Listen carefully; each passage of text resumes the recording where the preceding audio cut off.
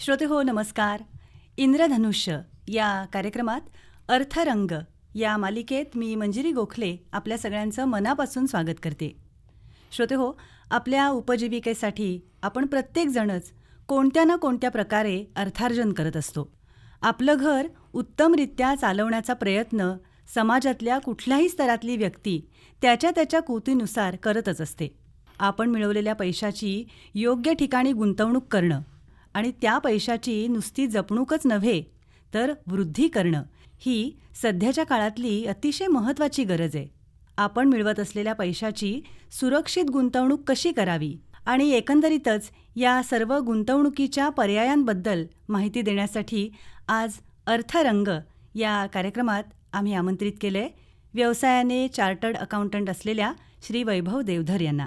वैभवजी, आमच्या स्टुडिओमध्ये आपलं स्वागत आहे. नमस्कार. तर कार्यक्रमात सुरुवात करताना मला असं विचारायचं आहे की मुळात गुंतवणूक कशासाठी करावी? गुंतवणूक कशासाठी करावी हा खरं तर अतिशय चांगला प्रश्न तुम्ही विचारलात.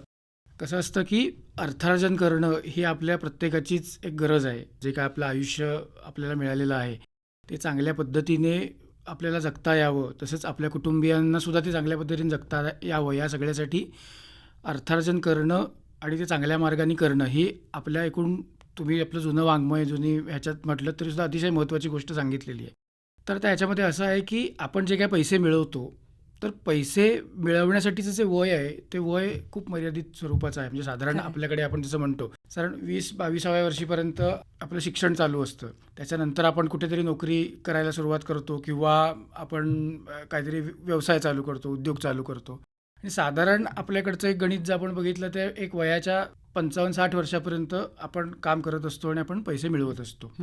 पण ह्याच्यानंतरचं सुद्धा जे आपलं आयुष्य आहे ते आयुष्य आपल्याला चांगल्या पद्धतीने जगता यावं किंवा आपल्यावर अवलंबून असलेले कुटुंबातले जे लोक आहेत म्हणजे पत्नी असेल, मुलं असतील, तर ह्या सगळ्यांच्या भविष्याची तरतूद चांगल्या पद्धतीने करता यावी ह्या सगळ्यासाठी साधारण गुंतवणूक ही केली पाहिजे. म्हणजे आपण जे काही पैसे मिळवतो दर महिन्याला म्हणा किंवा आपल्या धंदा उद्योग व्यवसायातनं, तर त्याच्यातनं एक ठराविक रक्कम आपण बाजूला काढून त्याच्यातनं चांगल्या पद्धतीने आपल्याला परतावा मिळेल अशा पद्धतीने त्याची गुंतवणूक करणं हे अतिशय महत्त्वाचं आहे.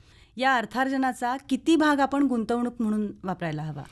आता ह्याला असा एक साधारण असा ठोकताळा सांगणं कठीण आहे, कारण प्रत्येकाला मिळणारे पैसे, त्याच्या गरजा आणि त्याच्यासाठी करायला लागणारे खर्च हे प्रमाण वेगवेगळं असू शकतं. आपण साधारणपणे अंदाजे एक या सगळ्या क्षेत्रामध्ये असं एक गणित सांगितलं जातं की जे काही उत्पन्न आपल्याला मिळतं तर त्याच्यापैकी 50-30-20 असा त्या उत्पन्नाचे आपण वाटे केले पाहिजेत. अच्छा. त्यातले 50% ज्या गोष्टी आहेत त्या अशा आहेत की ज्या आपल्या अत्यंतिक गरजेच्या गोष्टी आहेत. म्हणजे आपला अन्नासाठी खर्च करायला लागतो किंवा आपल्याला राहत्या घरासाठी खर्च करायला लागतो, त्याच्यानंतर आपल्याला वैद्यकीय कारणांसाठी खर्च करायला लागतो, शिक्षणासाठी खर्च करायला लागतो. अशा ज्या अत्यंत निकडीच्या गोष्टी आहेत तर साधारण आपल्या टोटल उत्पन्नाच्या 50% भाग या गोष्टींवर आपण खर्च केला पाहिजे. त्याच्यानंतर उरलेला जो 30%चा वाटा आहे तो साधारणपणे ज्याला आपण चैनीच्या वस्तू म्हणतो किंवा कुठे फिरायला जाणं असेल किंवा काही मोबाईल फोन घेणं असेल किंवा अजून काही हौसेमोजेच्या गोष्टी ज्याला आपण म्हणतो त्याच्यासाठी खर्च केला पाहिजे. आणि राहिलेले 20% जे आहेत त्याची गुंतवणूक साधारणपणे दर महिन्याला आपण केली पाहिजे. असा एक साधारण ठोकताळा ह्या गुंतवणुकीच्या क्षेत्रामधले जे तज्ज्ञ आहेत ते तज्ज्ञ लोक आपल्याला मांडताना बघायला मिळतात. म्हणजे असं नाही आहे की गुंतवणूक करायची म्हणजे हौसेमोजेला मुरड घालायची किंवा मिळवलेले पैसे खर्च करायचेच नाहीत, ते साठवून ठेवायचे, असा अर्थ नाही आहे त्याच्यामध्ये. पण पूर्ण मिळालेले पैसे सगळेच्या सगळे खर्च करण्यात वापरून टाकायचे आणि काहीच गुंतवणूक करायची नाही हे सुद्धा अतिशय चुकीचं आहे. त्याच्यामुळे साधारणपणे 50-30-20चं गणित जर आपण सांभाळलं तर आपण चांगल्या पद्धतीने भविष्याची तरतूद करू शकतो. अच्छा.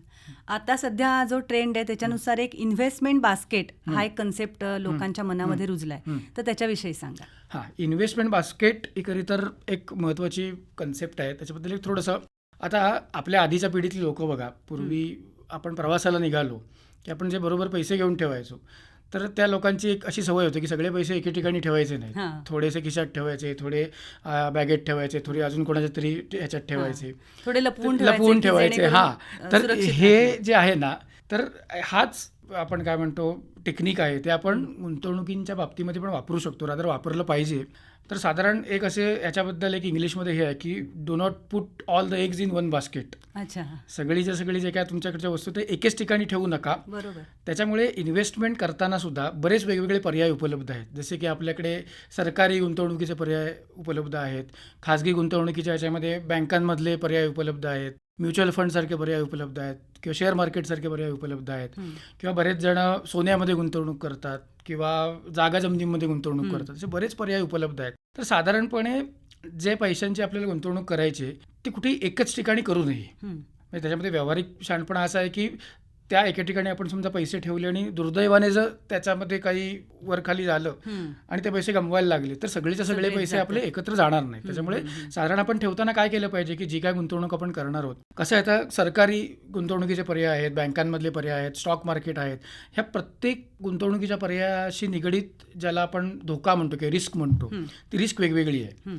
आणि त्याचप्रमाणे त्याच्या प्रत्येकामधनं मिळणारा परतावा आहे तो पण वेगवेगळा आहे. साधारण जितकी रिस्क जास्त तेवढा तुम्हाला मिळणारे रिटर्न्स जास्त आहेत, जितकी रिस्क कमी तितकी तुम्हाला मिळणारे रिटर्न्स कमी आहेत.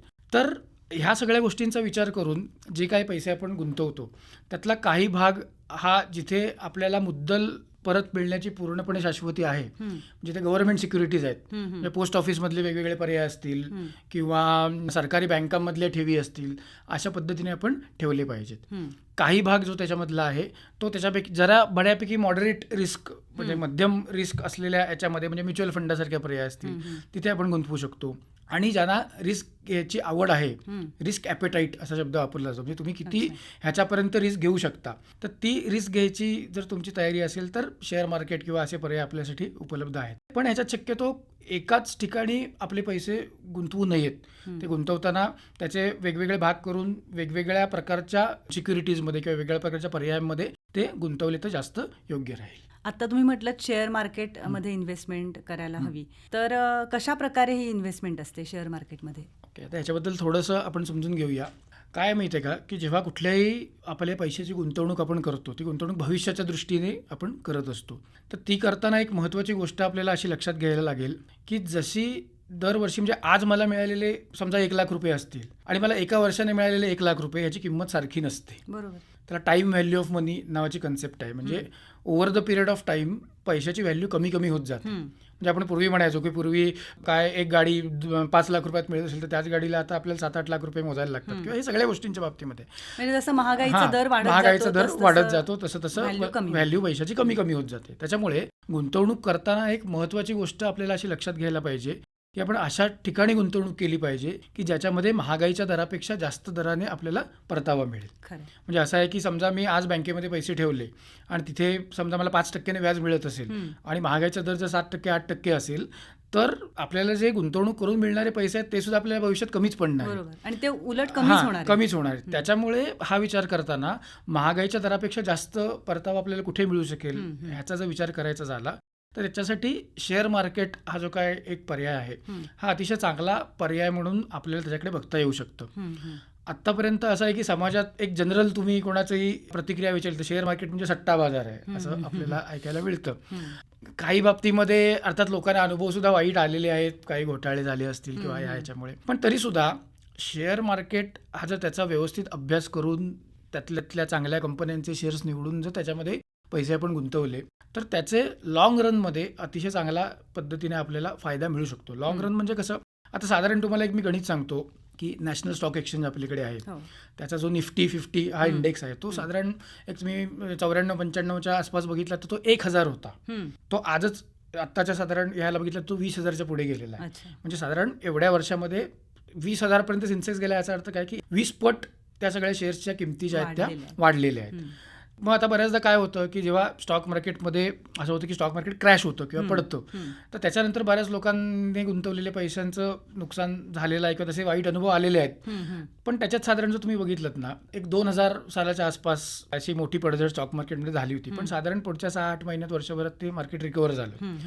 किंवा 2008 साली जेव्हा अमेरिकेची अर्थव्यवस्था कोसळली पूर्ण, लेमन ब्रदर्सचा क्रॅश झाला आणि त्यावेळी सुद्धा जे स्टॉक मार्केट पडलं होतं ते पडल्यानंतर साधारणपणे एक 7-8 महिन्याच्या काळामध्ये ते पुन्हा पहिल्या लेवलला होतं ते आलं.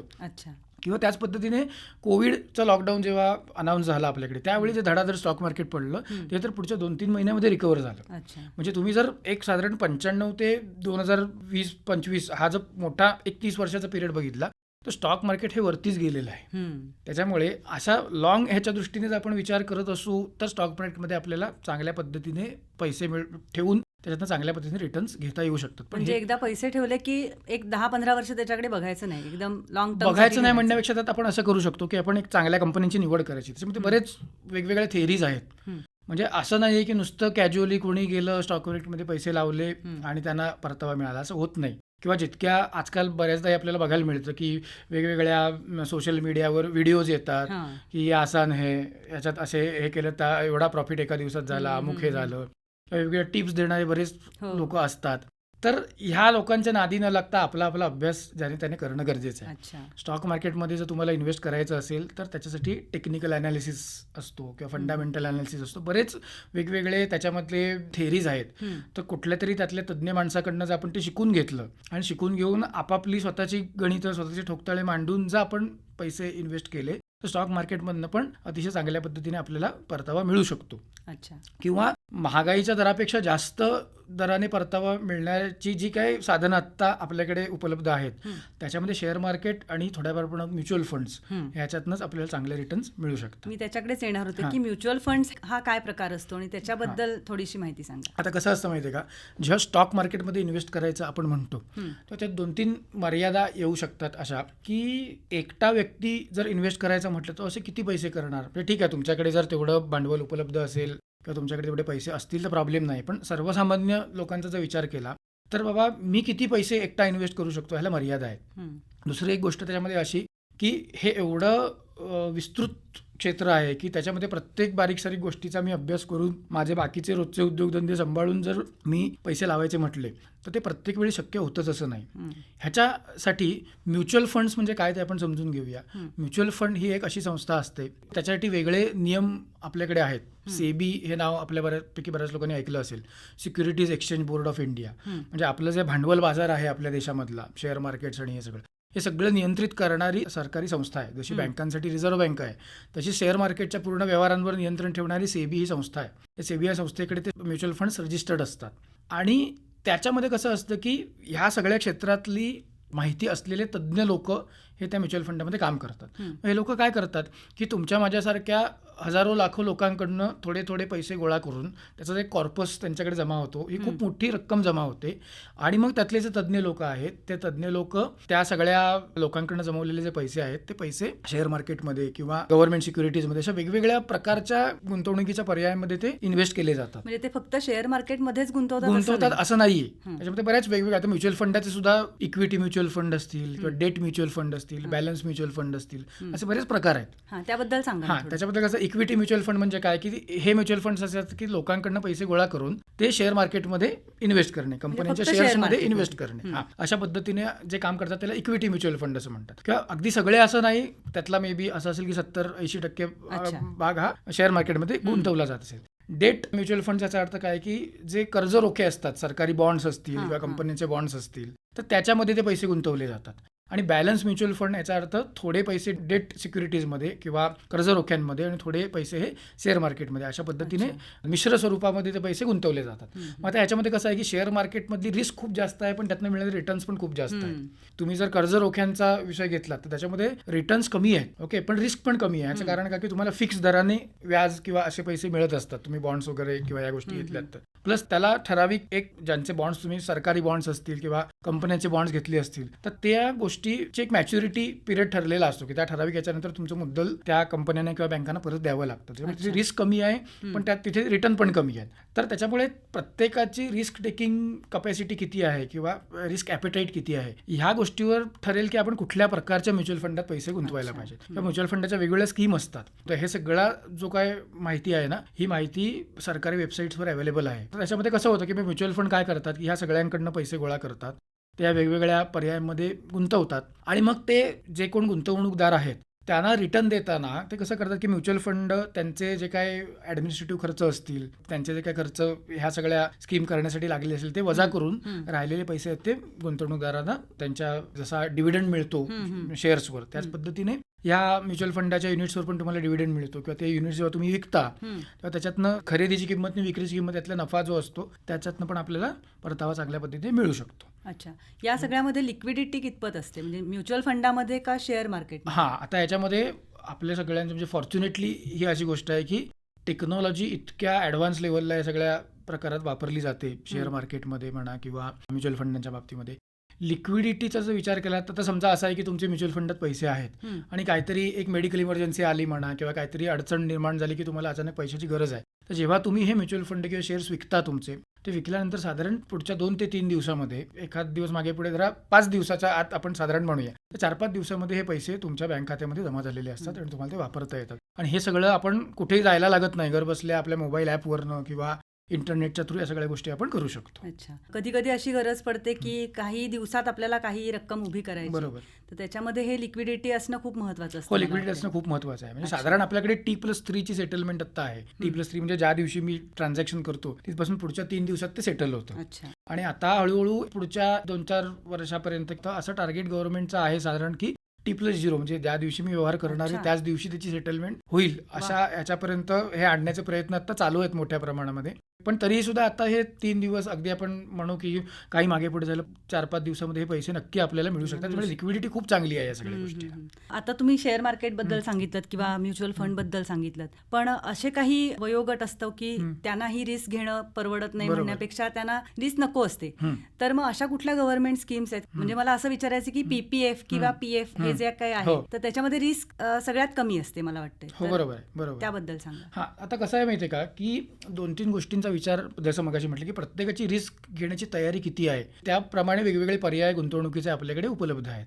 तर आता गव्हर्नमेंट स्कीम्स ज्या आहेत वेगवेगळ्या, गव्हर्नमेंट स्कीम्स म्हणजे कुठल्या, तर पोस्ट ऑफिसच्या स्कीम असतील, पोस्ट ऑफिसमध्ये MIS मध्ये पैसे ठेवता येतात, किंवा तुमची नॅशनल सेव्हिंग सर्टिफिकेट्स या गोष्टी असतील, किंवा जर तुम्ही पगारदार असाल तर पगारातनं दर महिन्याला प्रॉव्हिडंट फंडाचे पैसे आपले कापून जातात, जे रिटायरमेंटच्या वेळी आपल्याला परत मिळतात, ते असेल. तर तुम्ही जर पगारदार नसाल किंवा असालही भले, पण त्याच्यामध्ये काही बँकांच्या प्रॉव्हिडंट फंडच्या स्कीम्स आहेत, सरकारी बँकांच्या सगळ्या प्रकारच्या, त्या प्रॉव्हिडंट फंडच्या स्कीममध्ये आपण अकाउंट उघडून आपले पैसे तिथे ठेवू शकतो. प्रॉव्हिडंट फंड किंवा PPFच्या याला एक चांगली गोष्ट अशी आहे की त्याला जे रेट ऑफ रिटर्न आहे किंवा व्याजदर जो आहे तो नॉर्मली FD किंवा यांच्यापेक्षा बऱ्यापैकी थोडा जास्त असतो. आणि दुसरी गोष्ट की दूरच्या भविष्यातल्या तरतुदीसाठी म्हणून शक्यतो असे पर्याय वापरता येतात, कारण PPF मध्ये एकदा का आपण पैसे गुंतवले की त्याच्यापर्यंत मुदत पुरी होत नाहीत, पण काढता येत नाही. त्याला लॉकिंग असतं, त्याला लॉकिंग असतं आणि त्याला सुद्धा काही ठराविक कामांसाठी किंवा ठराविक हेतूसाठीच ते पैसे विड्रॉ करायला आपल्याला अलाउड आहे. म्हणजे कंपल्सरी सेव्हिंग आहे. हां, कंपल्सरी सेव्हिंग आहे. पण म्हणजे साधारण कसं की बाबा दर महिन्याला मी थोडे थोडे पैसे, आणि ह्याला कसं आहे PPFला तुम्ही दर वर्षाला 1.5 लाख रुपये त्याच्यामध्ये ठेवू शकतो, आणि त्याच्यावर जे व्याज मिळतं ते व्याज हे त्याला टॅक्समधनं पूर्णपणे माफी आहे. हां, त्याच्यामुळे ती गुंतवणुकीचा चांगला पर्याय एक आहे. त्याला सरकारी बॅकिंग आहे, व्याजदर पण चांगला आहे, आणि पण त्याच्यामध्ये कसं आहे की रिस्क कमी असल्यामुळे रिटर्न पण तुम्हाला त्या मर्यादेपर्यंतच मिळणार आहे, त्याच्यापेक्षा जास्त रिटर्न तुम्हाला मिळणार नाही. म्हणजे PPF मध्ये कुठले पैसे ठेवावेत, तर साधारण आत्ता मला इमिजिएटली लागणार नाही आहेत पैसे. म्हणजे साधारण बाबा असं एखादा असेल की तुमच्या घरात कोण मूल लहान असेल, तर बाबा 10-15 वर्षांत तो जेव्हा शिक्षण त्याचं होईल तेव्हा मला पैसे लागणार आहेत, किंवा मुलीच्या लग्नासाठी पैसे लागणार आहेत, असे पैसे तुम्ही या PPF किंवा अशा याच्यामध्ये थोडे थोडे करून ठेवू शकता. म्हणजे भविष्य काळाचा विचार करून त्या मुलाचा किंवा मुलीचा इन्व्हेस्टमेंट पालकांनी केलेली खूपच हो चांगली असते. म्हणजे त्याचं मराठीतलं ना भविष्य निर्वाह निधी नावातच सगळं, नावातच सगळं. त्याच्यामुळे सरकारी बँकांमध्ये हे PPFचे पर्याय उपलब्ध आहेत, पोस्ट ऑफिसमध्ये पण उपलब्ध आहेत, त्याच्यामध्ये आपण गुंतवू शकतो. ह्याच्यानंतर असं विचारायचं तुम्हाला की इन्शुरन्स सेक्टर बद्दल काय सांगाल, ते कितपत गरजेचं? हां, इन्शुरन्स हे खरं तर आपल्याकडे आतापर्यंत फार जास्त लोकांपर्यंत न पोचलेला विषय आहे. खरं, अतिशय जास्त गरजेचा प्रकार आहे. इन्शुरन्स हा आपल्या प्रत्येकाचा असलाच पाहिजे.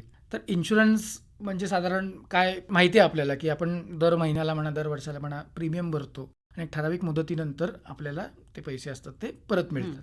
तर ह्याला म्हणतात लाईफ इन्शुरन्स किंवा जीवन विमा. त्याच्यामध्ये सुद्धा वेगवेगळे प्रकार आहेत. त्यामुळे टर्म इन्शुरन्स नावाचा एक प्रकार असतो किंवा त्याच्यामध्ये ज्या रेग्युलर आपण इन्शुरन्सच्या पॉलिसीज काढतो की ठराविक वर्ष प्रीमियम भरून नंतर ते पैसे परत मिळणार, अशा प्रकारचे काही गोष्टी असतात. किंवा मनी बॅकच्या काही पॉलिसीज असतात, म्हणजे एक मी पैसे भरत जातो, थोड्या थोड्या वर्षांत त्यातले थोडे थोडे दरवर्षी मला परत मिळत जातात. किंवा काही पेन्शन प्लॅन्स असतात की वन टाईम मी पैसे ठेवतो आणि दर महिन्याला ठराविक रक्कम ॲज अ पेन्शन म्हणून मला त्या विमा कंपन्यांकडून दिली जाते. असे बरेच पर्याय त्याच्यामध्ये उपलब्ध आहेत. पण ह्याच्यामध्ये असं आहे की टर्म इन्शुरन्स हा जो एक प्रकार आहे तो खरं तर प्रत्येकाने आपण घ्यायला पाहिजे. हा फार लोकप्रिय प्रकार नाहीये. ह्याचं कारण असं की टर्म इन्शुरन्समध्ये कसं असतं की जसं बाकीच्या इन्शुरन्स पॉलिसीजमध्ये ठराविक कालावधीनंतर आपल्याला पैसे परत मिळतात, अशी टर्म इन्शुरन्समध्ये सोय नसते. टर्म इन्शुरन्स महत्त्वाचा काय आहे पण की ज्याने विमा ज्याच्या नावावर काढलेला आहे त्या व्यक्तीचा जर काही दुर्दैवी कारणामुळे अचानक मृत्यू झाला तर त्या माणसाच्या जे कोण कुटुंबीय आहेत त्या कुटुंबियांना त्या विम्याची रक्कम मिळते. आणि म्हणजे थोडक्यात कसं आहे की एक धरून चला की एखादा माणूस आहे, समजा तो कामधंदा करणारा एकटाच माणूस आहे घरातला, आणि त्याने समजा काही घरासाठी कर्ज घेतलेली असतील, वाहनासाठी कर्ज घेतलेली असतील, किंवा त्याच्यावर काही जबाबदारी असतील मुलांच्या शिक्षणाची म्हणा किंवा घरच्यांच्या घरी कोण आजारी असेल काय असेल, तो कमावता असेपर्यंत त्याच्या दर महिन्याच्या पगारातनं किंवा याच्यातनं ह्या गोष्टी भागून जातात. पण समजा दुर्दैवाने त्या माणसाचा मृत्यू झाला तर मग कुटुंबीय वाऱ्यावर पडल्यासारखं होतं की त्यांना काहीच आधार राहत नाही. अशा ह्याच्यामध्ये टर्म इन्शुरन्स या गोष्टीचा अतिशय चांगल्या पद्धतीने उपयोग होतो आणि तो इन्शुरन्स खूप स्वस्त आहे. म्हणजे साधारण स्वस्त म्हणजे किती स्वस्त, एक साधारण ठोकताळा तुम्हाला सांगतो की जर तुम्हाला 1 कोटी रुपयाचा टर्म इन्शुरन्स घ्यायचा असेल तर तो साधारण तुम्हाला एक 15 ते 20 हजार रुपये वार्षिक प्रीमियमच्या ह्याच्यावर मिळू शकतो. बाकी कुठले इन्शुरन्स इतके स्वस्त मिळत नाहीत. पण टर्म इन्शुरन्समध्ये कसं आहे की त्याला ठराविक मुदतीनंतर पैसे परत मिळणार हा प्रकार नसतो. म्हणजे एकदा तुम्ही पैसे भरायचे आणि जर काही विसरून जायचं म्हणण्यापेक्षा जेव्हा अशी काही दुर्दैवी घटना होते तेव्हा त्याच्यामध्ये त्या कुटुंबियांना खूप मोठा आधार त्याचा असू शकतो. बाकीच्या इन्शुरन्स पॉलिसीज आहेत की ज्याच्यामध्ये तुम्ही एक 10 वर्षांत पैसे परत मिळतात, 12 वर्षांत परत मिळतात, 15 वर्षांत. पण याच्यामध्ये एक काय माहिती आहे का की मुळात विमा घेण्याचा हेतू काय आहे हे समजून घेणं गरजेचं आहे. तसं म्हणाल तर विमा ही गुंतवणूक नाहीये.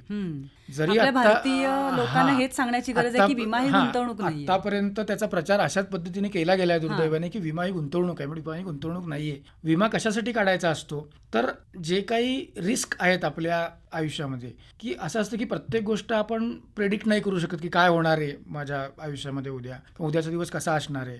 अचानक समजा काही अशा दुर्दैवी गोष्टी घडल्या तर त्याच्यामुळे जी रिस्क आहे ती रिस्क कोणीतरी काय म्हणतात आपल्या करावी ह्याने विमा आपण घेतलेला असतो. त्यामुळे विमा हा गुंतवणुकीचा पर्याय म्हणून विचार करू नये, जरी तो आतापर्यंत केला जात असला लोकांकडनं तरी सुद्धा. म्हणजे तुम्ही विचार करा 1 कोटीचा कव्हर आहे माझ्या ह्याला आणि त्याचं मला 15-20 हजार रुपये एवढ्या अल्प प्रीमियममध्ये दरवर्षाला मिळत असेल तर म्हणजे चिंताच नाहीये. मग आपण असं नाही की 1 कोटीचाच घ्या तुम्ही. आपण विचार केला पाहिजे की माझ्या जबाबदाऱ्या किती आहेत. म्हणजे थोडक्यात माझ्या पाठी माझ्या लोकांना काय काय परतफेड कुठल्या कुठल्या गोष्टींची करायची, कर्ज माझ्याकडे किती आहेत, या सगळ्या गोष्टींचा विचार करून त्याप्रमाणे आपण हा जो काही इन्शुरन्स आहे तो इन्शुरन्स घेतला पाहिजे. अजून एक विचारायचं म्हणजे मेडिक्लेम बद्दल, तो पण मला वाटतं तेवढाच महत्वाचा. हो, मेडिक्लेम याचा अर्थ मेडिकल इन्शुरन्स. म्हणजे आता आजकाल बघा असं झालंय की आपली जी लाईफस्टाईल आहे ती इतकी धकाधकीची झालेली आहे आणि बदललेली आहे की बरेच आरोग्यविषयक प्रॉब्लेम्स आपल्याला फेस करायला लागतात. आणि ह्या सगळ्या गोष्टींचे जे काही वैद्यकीय उपचार आहेत ते पण आता तितके स्वस्त राहिलेले नाही आहेत. जशी कसं याच्यामध्ये जशी औषधं नवीन नवीन आली किंवा नवीन नवीन मशिनरीज आल्या किंवा ह्या सगळ्या गोष्टी आल्यापासून हे सगळे उपचार जे आहेत ते तितके स्वस्त राहिलेले नाही आहेत. मग जेव्हा अचानक अशी एखादी मेडिकल इमर्जन्सी येते तर मग प्रश्न पडतो की अचानक एवढे पैसे उभे कुठून करायचे. तर मग त्याच्यासाठी मेडिकल इन्शुरन्स हा अतिशय चांगला पर्याय आहे. मेडिकल इन्शुरन्समध्ये असं असतं की दरवर्षाला आपण एक कव्हर घेतो. ते मे बी तुमच्या एकट्यासाठी असेल किंवा तुम्ही अधिक तुमच्या घरातले सदस्य ह्या लोकांसाठी पण हे कव्हर आपण घेऊ शकतो. आणि मग जेव्हा एखादी मेडिकल इमर्जन्सी येते, काही समजा ऑपरेशन करायची वेळ आली किंवा अचानक काही अशा गोष्टी उद्भवल्या तर मग त्या आपल्या पूर्ण ट्रीटमेंटचे जे पैसे आहेत ना हे पैसे त्या विमा कंपन्यांकडनं दिले जातात. त्याच्यासुद्धा 2 पर्याय आहेत. एक असतो तो कॅशलेस पर्याय असतो, दुसरा असतो रिइम्बर्समेंट. कॅशलेस याचा अर्थ की हॉस्पिटलमध्ये कुठलेही पैसे आपल्याला द्यावे लागत नाहीत. एकदा का आपण आपली विमा पॉलिसी त्या हॉस्पिटलमध्ये दिली आणि आपल्यावर उपचार चालू झाले की त्या हॉस्पिटलकडनं ती सगळं पुढची कार्यवाही केली जाते आणि त्याचे जे पैसे आहेत ते डायरेक्टली त्या हॉस्पिटलच्या बँक खात्यामध्ये जमा केले जातात. तिथे आपल्याला कुठलेही पैसे द्यावे लागत नाहीत. रिइम्बर्समेंट याच्यामध्ये असं असतं की आपण सुरुवातीला ते खर्च करतो आणि विमा कंपनी आपल्याला ते नंतर परत देते. असे दोन्ही पर्याय त्या मेडिक्लेममध्ये अवेलेबल आहेत. त्याच्यामुळे मेडिकल इन्शुरन्स हा सुद्धा अतिशय गरजेची गोष्ट झालेली आहे. त्यामुळे तो प्रत्येकाने रादर घेतला पाहिजे. पण ह्याच्यात सुद्धा असं आहे की काही वेळा असं ऐकायला मिळतं की आम्ही इन्शुरन्स काढला होता पण पैसेच मिळाले नाहीत आम्हाला.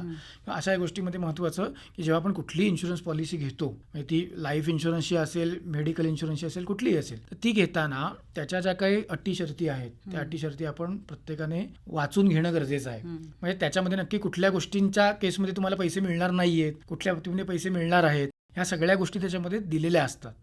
आणि आपण जेव्हा सही करतो तेव्हा त्या सगळ्या अटी शर्ती आपल्याला माहिती आहे असं आपण कन्फर्मेशन देत असतो. त्याच्यामुळे कुठलीही पॉलिसी घेताना नुसता कोणीतरी माझ्या ओळखीचा माणूस आहे तो सांगतोय म्हणून आपण लगेच विश्वास ठेवून त्या घेण्यापेक्षा जर आपण त्या अटी शर्ती वाचल्या तर आपल्याला त्यातल्या जास्त समजून घेता येऊ शकतं की नक्की याच्यामध्ये कुठल्या गोष्टींमध्ये आपल्याला पैसे मिळणार आहेत, कुठल्या नाही मिळणार आहेत. आणि मग ते माहिती असताना मग आपण ठरवू शकतो की पॉलिसी बाबा मला खरोखर घ्यायचे का नाही घ्यायचे. म्हणजे तुम्हाला माहिती नसेल, तुमचे जे कोण आर्थिक सल्लागार असतील त्यांना तुम्ही विचारू शकता किंवा यातले जे कोण तज्ज्ञ लोक आहेत त्या लोकांना तुम्ही यांच्याकडनं मार्गदर्शन घेऊन मग तुम्ही ह्या गोष्टी जर केल्यात तर त्याच्यामध्ये आपली फसवणूक होणार नाही कुठल्याही प्रकारे. आणि अजून या विम्याच्या बाबतीत एक अजून गोष्ट मला आवर्जून इथे सांगायची आहे की लाईफ इन्शुरन्स असेल, मेडिकल इन्शुरन्स असेल, जितक्या कमी वयामध्ये तुम्ही ती पॉलिसी घ्याल तितका तुम्हाला तो कमी प्रीमियममध्ये त्याचे लाभ तुम्हाला मिळतात. साधारण आपल्याकडे एक असं आहे की एक 25व्या वर्षी समजा आपल्याकडचा एखादा मुलगा शिक्षण होऊन किंवा मुलगी जे कोण असेल ते आपले काहीतरी उत्पन्न मिळवायला लागतं, कमवायला सुरुवात करतात. तर तुम्ही जर 30च्या आत जर ही पॉलिसी काढलीत ना तर ही जी मी 12-15,000 20,000 टर्म इन्शुरन्स सांगितला हा तुम्हाला अजून स्वस्तात मिळेल. कारण जितका तुम्ही उशीर करत जाल तितकं तुमचं त्याचा जो प्रीमियम आहे तो वाढत जातो. काही वेळा असं होतं की काही ठराविक वयानंतर बऱ्याचदा ही पॉलिसी रिजेक्ट सुद्धा केली जाते विमा कंपन्यांकडे. जितकं लवकर आपण हे सुरुवात करू तितकं आपल्या दृष्टीने चांगलं असेल जास्त.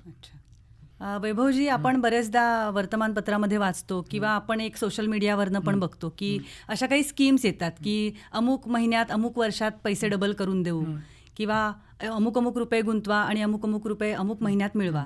तर याबद्दल जरा सांगा, ह्याच्यामध्ये कितपत रिस्क आहे? हां, आता ह्याच्यामध्ये असं आहे की लक्षात घ्या की असे जर 2 महिन्यात 4 महिन्यात पैसे डबल करून मिळत असते तर आपल्यापैकी कोणीच कामधंदे उद्योग केले नसते. सगळ्यांनी असेच पैसे ठेवले असते आणि मिळाले असते.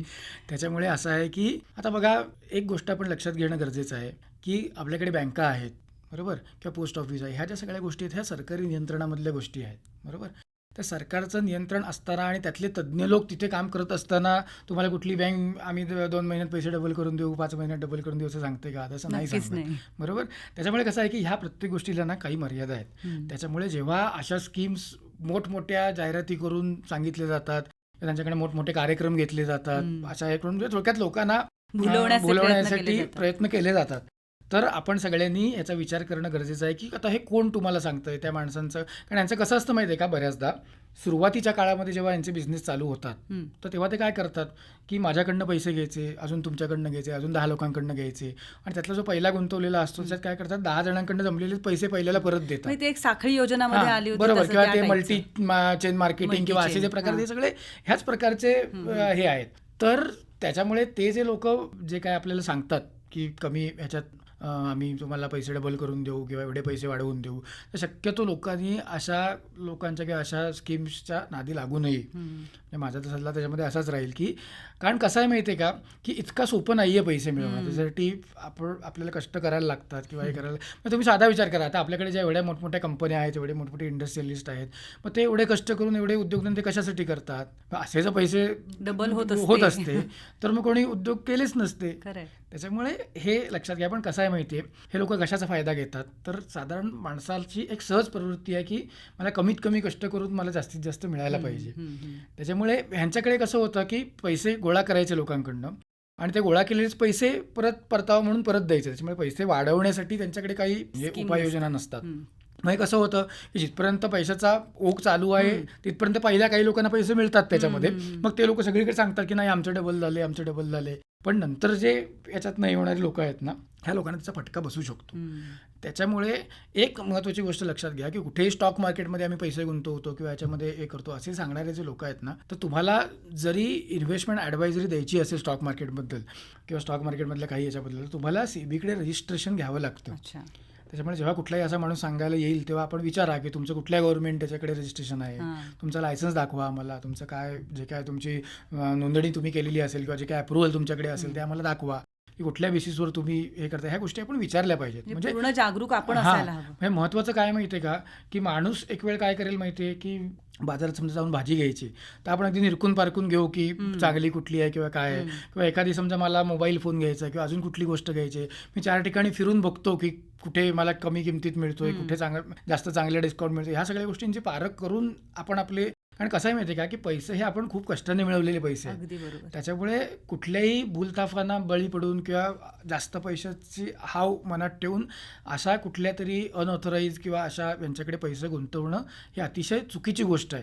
कारण पैसे मिळवायला कष्ट लागतात, जायला जास्त वेळ लागत एका नाही, क्षणात जाऊ शकतो. जाऊ शकतात. त्याच्यामुळे अशा भूलथापांना शक्यतो बळी पडू नये. ज्याला सरकारी बॅकिंग आहे म्हणा किंवा जिथे ट्रान्सपरंट व्यवहार आहेत, जसं आपण असं म्हणू शकतो की तुम्ही स्टॉक मार्केटमध्ये पैसे गुंतवा किंवा म्युच्युअल फंडामध्ये समजा असेल तर हे सगळं तुम्ही ट्रॅक करू शकता मोबाईल ॲप्सवर म्हणा किंवा तुमच्या लॉग इनमध्ये, की माझे बाबा पैसे टाकले त्याचं काय झालं, या फंडाची किंमत किती वाढली, काय वाढली, ह्या सगळे हे आपल्याला गोष्टी ट्रॅक करता येणं शक्य आहे. किंवा जिथे पूर्ण पारदर्शक व्यवहार आहेत अशा ठिकाणीच आपण शक्यतो आपले पैसे गुंतवले पाहिजे.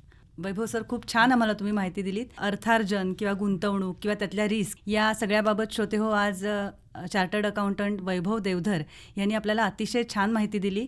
तर वैभवजी, आपण इथे आलात आणि आमच्या श्रोत्यांना गुंतवणूक कशी करावी, ती कुठे करावी, कुठल्या स्वरूपाची करावी, त्याच्यामधले धोके काय आहेत, हे सगळं अगदी विस्ताराने समजावून सांगितलं. त्याबद्दल सर्व श्रोत्यांतर्फे आणि आकाशवाणी रत्नागिरीतर्फे मी आपले मनापासून आभार मानते. धन्यवाद. धन्यवाद.